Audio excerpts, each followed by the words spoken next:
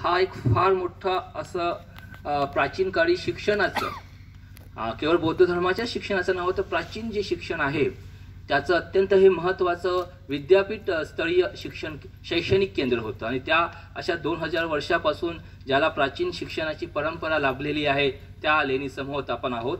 आणि त्याचं इतकं महत्त्व आहे की अगदी आपण जर वर गेलात तर आपल्याला काही एक लेणी आहे, बहुतेक तिचा क्रमांक 90 असावा, तिथे आपल्याला जपानी भाषेतील शिलालेख सुद्धा मिळतो. आणि हा साधारणतः 13व्या शतकामध्ये 13व्या-14व्या शतकामध्ये जपानमध्ये एक निचिरन नावाचे फार मोठे संत होऊन गेलेत आणि त्यांना मानणारा एक फार मोठा चीन, जपान, कोरिया राष्ट्रांमध्ये फार मोठा असा अनुयायी वर्ग आहे.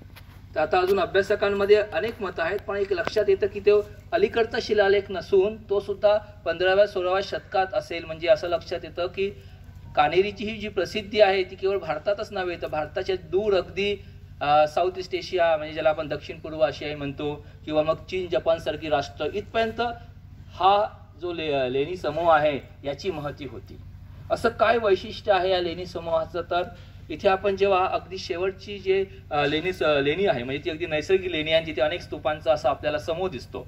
लेणी क्रमांक काहींच्या मते 84 ते 87, काहींच्या मते 87 ते 89, ज्याला आपण निर्वाण वीथी किंवा मेमोरी स्तूप गॅलरी म्हणतो. तिथे असे अनेक जे विद्वान त्या काळातले आचार्य होऊन गेलेत त्यांच्या स्मरणार्थ स्तूप उभारलेले आहेत. आणि मग आपल्याला लक्षात येईल की आजच्या जवळजवळ 1500 वर्षापूर्वी म्हणजे इसवी सनाच्या पहिल्या शतकापासून ते इसवी सनाच्या 10व्या-11व्या शतकापर्यंत कानेरी अत्यंत भारतीयच नव्हे तर आंतरराष्ट्रीय लोकांनी असं गजबजलेलं असं फार मोठं विद्यापीठ असेल. म्हणजे आपण जेव्हा प्राचीन विद्यापीठ म्हटलं की आपल्या डोळ्यांपुढे काय येतं, नालंदा येतं किंवा मग तक्षशिला त्याच्या आधीचं विद्यापीठ येतं किंवा विक्रमशिला, अशी सगळी मोठी मोठी विद्यापीठं आपल्या डोळ्यापुढे उभं राहतात. आणि आपण जे सातत्याने म्हणतो की भारतामध्ये प्राचीन काळामध्ये भारत हे अगदी शिक्षणासाठी आंतरराष्ट्रीय दर्जाचं शिक्षण देणारं असं एक राष्ट्र म्हणून फार अगदी आपली ख्याती होती आणि सगळे त्याचे पुरातत्वीय पुरावे आहेत.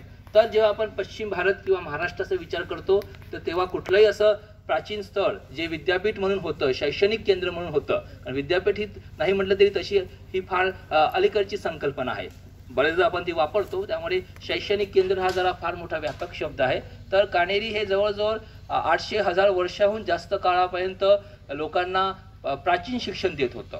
हे शिक्षण कुठल्या एका विशिष्ट धर्माचं नव्हतं, कारण आपण बघितलं जेव्हा हे प्राचीन शिलालेख बघतो त्याच्यामध्ये जे करिक्युलममध्ये अनेक विषय असतात, त्याच्यात व्याकरण असतं, त्याच्यामध्ये तत्त्वज्ञान असतं, त्याच्यामध्ये वैद्यकीय शास्त्र म्हणजे मेडिसिन असतं, भाषा असते. त्यामुळे असं फक्त कुठल्या एका विशिष्ट धर्माचं नसतं, कारण की तुम्हाला जरी एखाद्या विशिष्ट धर्माचा किंवा एखादा तुम्हाला ज्ञानाचा प्रचार करायचा असेल तर प्राचीन भारतीय संस्कृतीचं किंवा प्राचीन भारतीय ज्ञान परंपरा असं सांगते की तुम्हाला एका विशिष्ट विषयाचंच ज्ञान असून चालत नाही. तुम्हाला त्या काळात जे काही वेगवेगळ्या ज्या ज्ञान शाखा आहेत ज्याला आपण डिसिप्लिन्स म्हणतो त्या सर्वांचं ज्ञान असणं आवश्यक असतं, तत्त्वज्ञानापासून तर भाषेच्या व्याकरणापर्यंत. तर ती सगळी ही शिकवणारी फार मोठी शैक्षणिक केंद्र होती. याच्यात आपल्याला अगदी सोबतच म्हणजे पर्शियन इन्स्क्रिप्शन असोत, अरेबिक इन्स्क्रिप्शन असोत, ही सुद्धा प्राप्त होतात. म्हणजे कानेरी अगदी भारतामध्ये आपल्याला 12व्या शतकानंतर बौद्ध धर्माची केंद्र फारशी अशी ॲक्टिव्ह दिसत नाही, पण कानेरी त्याला अपवाद आहे. म्हणजे कानेरीच्या एका स्तूपामध्ये आपल्याला बहमनी जे शासक आहेत त्यांचं नाणं सापडलं.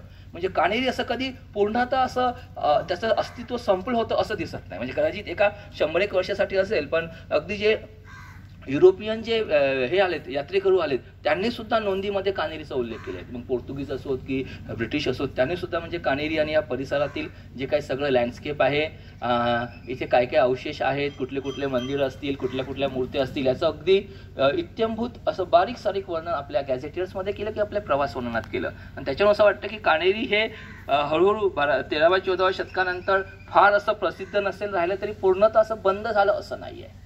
आता येथील जर आपण जे लेणी क्रमांक 3 बघितली तर तुम्हाला दोन्ही बाजूला ज्या बुद्ध प्रतिमा दिसतात त्या सध्या एकाच दगडात कोरलेल्या बुद्ध प्रतिमेमध्ये सगळ्यात भव्य आहेत. याच्या आधीची भव्य प्रतिमा ही बामियांची होती आणि आपल्याला माहिती आहे बामियांच्या प्रतिमा आता सध्या अस्तित्वात नाही आहेत. दक्षिण आशियाचा विचार केला तर एकाच पाषाणात